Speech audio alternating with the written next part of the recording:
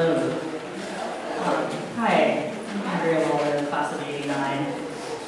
First off, I wanted to thank Erin Zyko, class of '88, Laura Major, class of '89, and Tom Hungerford for inviting me to speak today. And I also wanted to take a moment to acknowledge the recent loss of our classmate, Stacey Payne.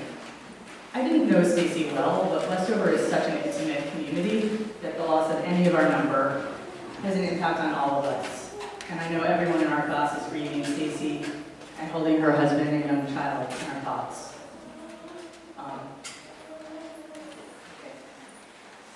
I was honored and frankly surprised to be asked to speak today, and I've been pondering just what I ought to say to you all here. Can you hear me?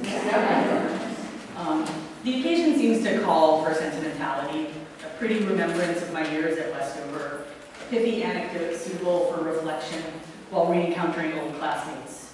Think about friendship, I ordered myself. Think about aging gracefully. Think about the importance of women's education, at least. But my thoughts turned, instead and persistently, to failure. I grew up in Naugatuck, a grim little factory town about 12 minutes from here. Like most day students, at least in my time, I attended Westover thanks to scholarships and loans taken out by my parents.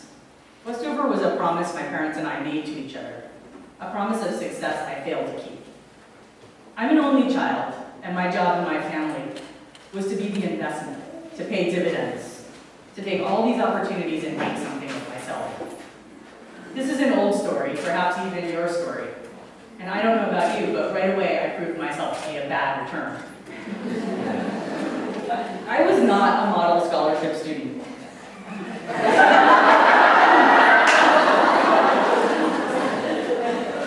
I lied, I stole, I drank, I ran incorrigibly in the halls, I snuck into school. I was congenitally unable to keep my shirt tucked in.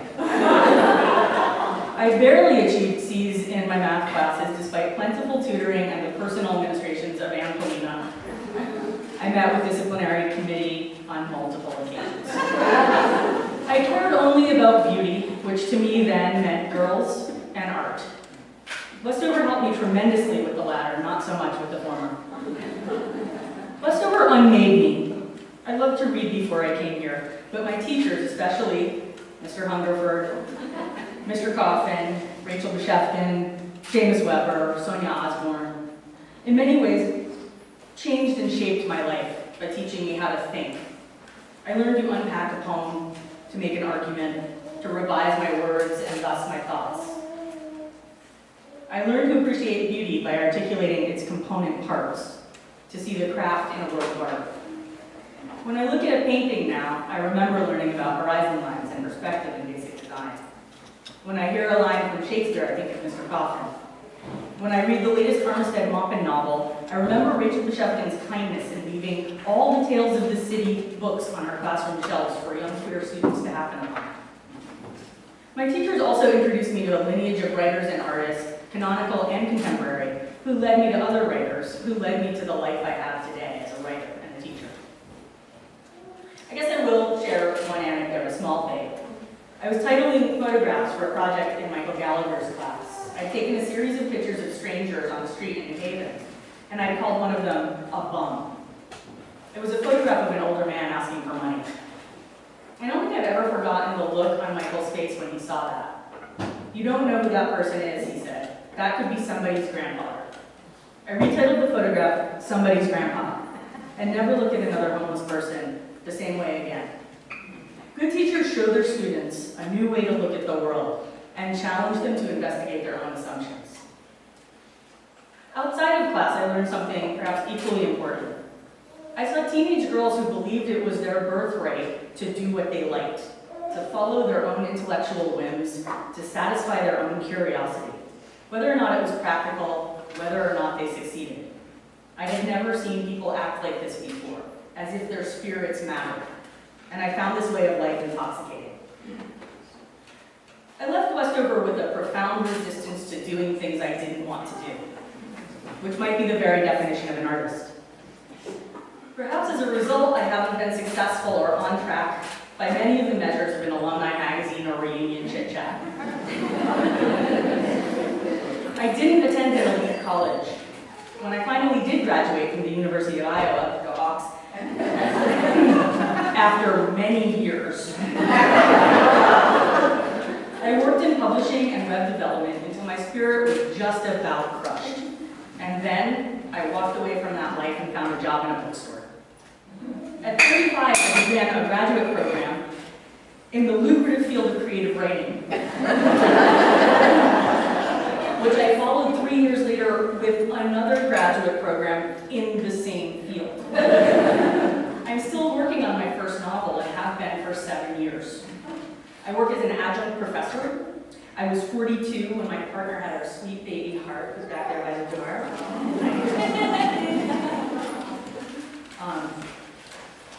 My parents thought sending me to Westover, at great cost to themselves, would guarantee me a comfortable life. Paradoxically, it is here that I've learned to ask hard questions about the forces that produced their very notion of what constitutes a comfortable and successful life. And it is here that I began to glimpse beautiful alternatives. Two qualities Westover cultivated in me, an appreciation for beauty and a sense of entitlement to be a person, have made my life so much richer and happier than I ever could have imagined while I was here. The poets and writers and artists I encountered here bent my trajectory inexorably toward freedom, toward liberation. I hated being in the closet, I came out. I hated attending a Catholic college, I dropped out. I hated my job, I quit it. I loved books, I began writing. I loved girls, I built a life with them. I loved beauty, I surround myself with it every day. I'm going to leave you with a poem by the Portuguese modernist Fernando Pessoa. Ah, freshness in the face of leaving a task undone. To be remiss is to be positively out in the country. What a refuge it is to be completely unreliable. I can breathe easier now that the appointments are behind me. I miss them all through deliberate negligence. Having waited for the urge to go, which I knew wouldn't come, I'm free and against organized, clothed society. I'm naked and plunge into the water of my imagination. It's too late to be at either of the two meetings where I should have been at the same time. Deliberately at the same time. No matter, I'll stay here dreaming verses and smiling in italics. This spectator aspect of life is so amusing. I can't even light the next cigarette. If it's an action, it can wait for me, along with the others in the non-meeting called life. Thank you.